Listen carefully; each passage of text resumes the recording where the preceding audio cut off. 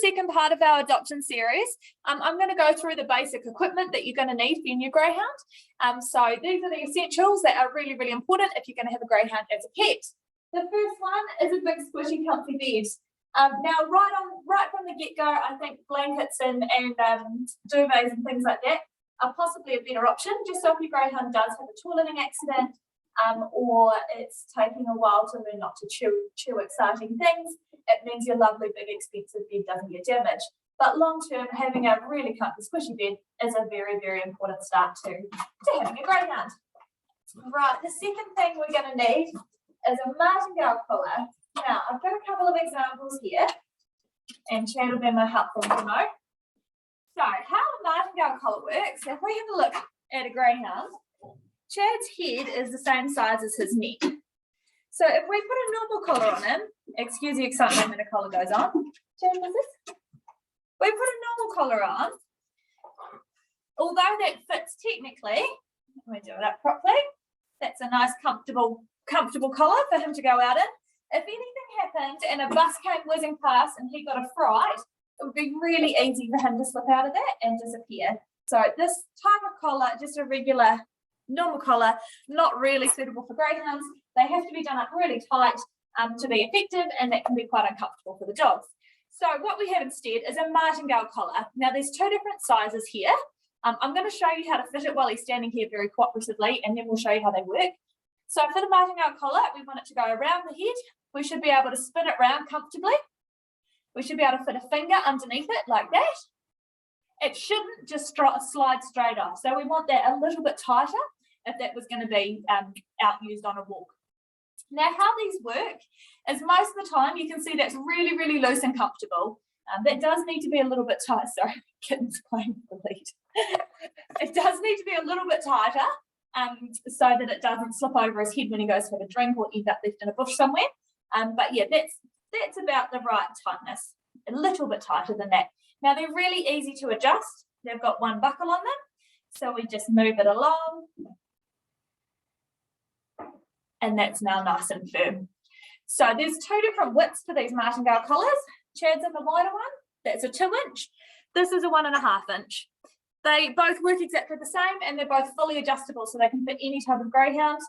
The only difference in width is which look you prefer. A lot of people with the bigger boy dogs go for the bigger collars and the littler girls with the smaller collars, but it does completely depend on which look you prefer.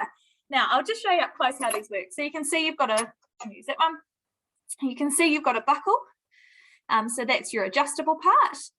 And then this loop, if anything happens, it makes the part where their head would go a lot smaller and a lot safer, then back to being comfortable most of the time. So it's like a very mild choke chain. Now, we do get asked quite often, do you leave these on all the time? I don't, as you can see, my hounds are naked. They do have very, very good recall, and we chose that because we are in a rural environment and they're more likely to get it pulled on a fence or get hooked up and into trouble. If I was in an urban environment in a home in town, possibly I would have their collars on, just so if they go missing, people have got a grab handle and you can have all their tags and things attached to their collars as well. So completely up to you on that one. Now, we do get asked about what type of lead should I use for my greyhound. What we've got here is a couple of the options. Now, sorry, my goodness, no leads mean fun time. This, if you've got one of these for your greyhound, stick it straight in the bin. How these work, fully retractable leads, seem like a great concept. Your greyhound can be at full speed before it's reached the end of this, and that mechanism at full speed will snap. Now, I didn't believe it. I have used them and I have had them break, and I have, so learn from my mistake. Do not use a retractable lead with a greyhound or any type hound or any large dogs. Not the way to go, aside from the fact they can get wrapped around them and all sorts of trouble. So no, ditch that. What we do want is a nice sturdy, this one's about, I think it's 1 metre and a bit long, a decent sized clip, no tiny little dainty clips for little dogs. We want a decent sized clip and a decent thickness lead if you'd like. Other people prefer nice little thin rope ones. Some people prefer chunky ones, completely up to you. This one's handy. It's got a little pocket for poop bags, compostable please. And yeah, a nice sturdy clip. So ideal for something like that. The other option is a long line, which I'm going to talk about in the next segment. So that's the other option for leads. So Martingale collar, Either side, tick. Nice sturdy lead, tick. Next on the list is a coat. Now, this is a double fleece coat from the Gap shop. It's Chad's pajamas. You can have single fleeces, and we even do triple fleeces every now and then if your dog absolutely needs it. As you can see from the look on Chad's face, he's not overly thrilled about coats, especially when it's nice and warm like it is at the moment. They are really, really important for your greyhounds to keep them warm when it is cold. You can see from Chad, he has very little body fat on him, so he does definitely feel the cold. Now, I tend to put these on the colder nights. So we've got the fire going tonight, it's nice and warm. But if I was going to bed and the fire wasn't on, I would put one of these on. And the other time I use it is if we go out walking and it's really cold in the morning, or it's blowing a really cold southerly or something like that. The signs your greyhound will need his coat. We get asked all the time, how do I know if my greyhound's cold? Chad's going to do a nice demonstration of how a greyhound will lie when it's not cold. Looking like they've been dismantled normally. If they are cold, they'll sleep curled up in a tiny ball. They might try and put their elbow over their nose. Their ears might feel cold, and they tend to just look a little bit miserable.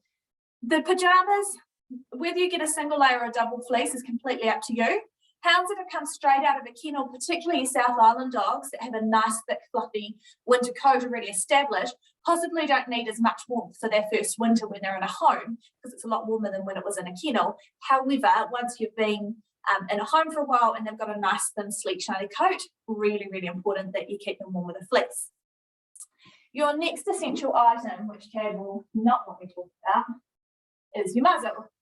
Really important training tool, whether you've got cats, whether you've got small dogs, or you're just going to have a greyhound that's running off lead with other greyhounds. We will talk more about the muzzle and when to use it in the training section of the what are we calling it? The adoption series. What I have chucked on here is a little liner. Now that is very inexpensive. It's what they use to seal windows. You can get it from Bunnings or Mitre 10. You just buy, I think it's like $4 for a big roll of it, cut the strip for that size that you need, and that sticks on there. What that does is it stops a sharp plastic layer at the top from cutting into your dog's nose if they nosedive with the muzzle on, which does happen, and it gives them a bit of extra padding so that it doesn't sit on the end of their nose. Now, Chad is going to very reluctantly, we've not done much muzzle habituation, show you how to use the muzzle and how to fit it. Can you come up? Good boy. So to pop your muzzle on, you're just going to slide it over their head like this. Chad says, like, no. Tuck it in behind their ears like that. Just be a little bit careful when you do it. We don't want to make it any more uncomfortable. So we just tuck that in like that. Now, that's about the right size for Chad. We want to be able to fit our finger in between the end of the muzzle and his nose. So what we don't want is the muzzle, what we don't want is his nose to be sticking out the end of the muzzle like that, or the muzzle to be hanging off the end of the nose like that. Cat, that's why you need muzzles, cats. So that's how we want to use, sorry, the husband's home from hockey. So that's how we want to use the muzzle. Fit the muzzle. To get it off, it's really easy. We just slide it from under their ears, and that sits like that. Now, you will find with some of the girls with the daintier heads, you need to loop this round and under, like so. Can you kind of see that? And then do it up, and that will make the strap a little bit shorter. Because some of the girls with the little heads, it just doesn't fit unless you kind of take a few holes out of it like that. So your greyhound from Gap comes with a muzzle, plastic basket muzzle like this. What we don't want to use is a wire racing muzzle. They do just crumble, and that's not what they're designed for. So your plastic muzzle, really, really important for a training tool while your greyhound is learning how to be a pet.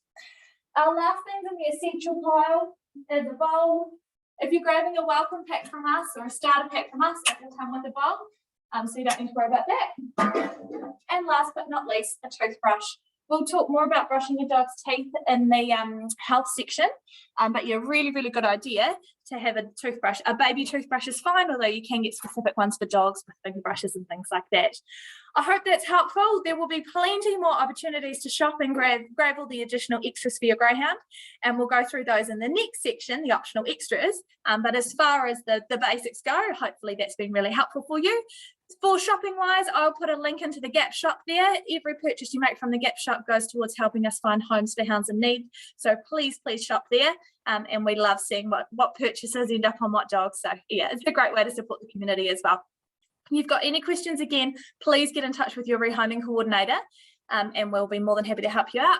A quick last note, the coats here, this is a large. That's a good size for a normal size male. Your giant boys are probably going to need an extra large. A standard girl will fit in a medium. The tiny, teeny little girls that are about 22 kilos probably will need a small. So hopefully that's helpful as well. Awesome. We'll talk soon. I'll see you for the next section of optional extras.